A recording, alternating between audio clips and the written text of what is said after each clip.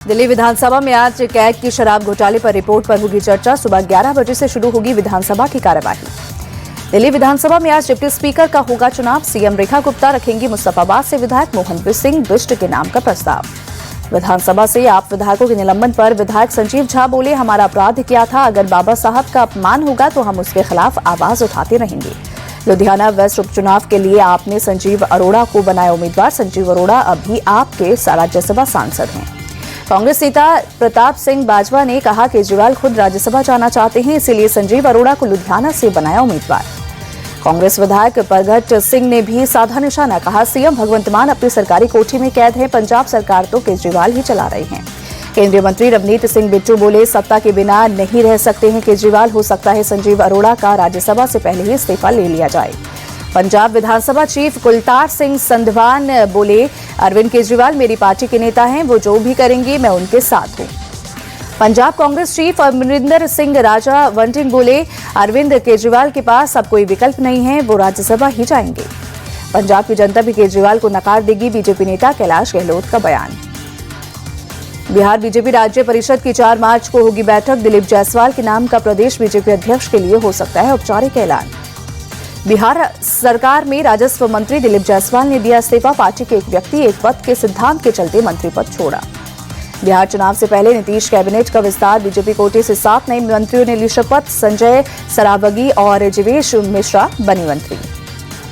सुनील कुमार, मोतीलाल प्रसाद और राजू कुमार ने भी ली मंत्री पद की शपथ। कृष्ण कुमार मंटू और विजय कुमार मंडल भी नीतीश कैबिनेट में शामिल हुए। चुनावी साल में जातिगत समीकरण को साधने की कोशिश। एक भूमिहार और एक राजपूत मंत्री कोहिरी, कुर्मी और वैश्य जाति से भी मंत्री बनाए गए। नीतीश कैबिनेट में अब 36 मंत्री। जेडीयू कोटे से कोई नया मंत्री नहीं बना, पहले ही फुल हो चुका था जेडीयू का कोटा। कैबिनेट विस्तार के बाद डिप्टी सीएम सम्राट चौधरी बोले, नीतीश कुमार के नेतृत्व में हम बिहार को आगे बढ़ाने का काम करेंगे।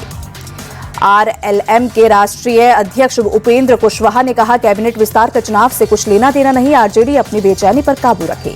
मंत्री पद की शपथ लेने के बाद बोले कृष्ण कुमार मंटू, युवाओं पर भरोसा जताया गया है, बेहतर काम करके दिखाएंगे। मंत्री संजय सरावगी ने कहा, सीएम नीतीश के भरोसे पर खरा उतरेंगे, पूरे बिहार का काम देखेंगे। मंत्री बनाए जाने से गदगद राजू कुमार सिंह। कहा, जवाबदेही की भी चिंता सता रही है। बिहार के नए मंत्रियों को बीजेपी सांसद संजय जायसवाल ने दी बधाई। कहा, 200 सीटें जीतने का लक्ष्य जरूर हासिल करेंगे। हरियाणा नगर निगम चुनाव पर बोले सीएम नायब सिंह सैनी। कहा, 2 मार्च को हरियाणा में ट्रिपल इंजन की सरकार बनानी है। हरियाणा सरकार के मंत्री अनिल विज का विपक्ष पर तंज। कहा, बीजेपी की लोकप्रियता के आगे निकाय चुनाव में कांग्रेस नहीं उतार रही है उम्मीदवार।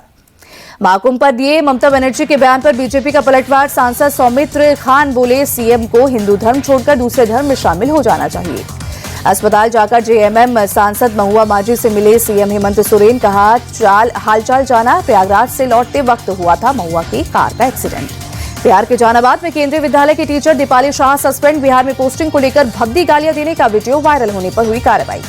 अंग्रेजी की टीचर दीपाली शाह बिहार में पोस्टिंग से निराश थी। वीडियो में बिहार वालों के लिए अपमानजनक शब्द कहते नजर आई। पूछा, लद्दाख, गोवा या दक्षिण भारत में पोस्टिंग क्यों नहीं की? दीपाली शाह का वीडियो वायरल होने पर समस्तीपुर की सांसद शांभवी ने केंद्रीय विद्यालय संगठन से कार्रवाई की मांग की। दीपाली के सस्पेंशन पर भी धन्यवाद किया।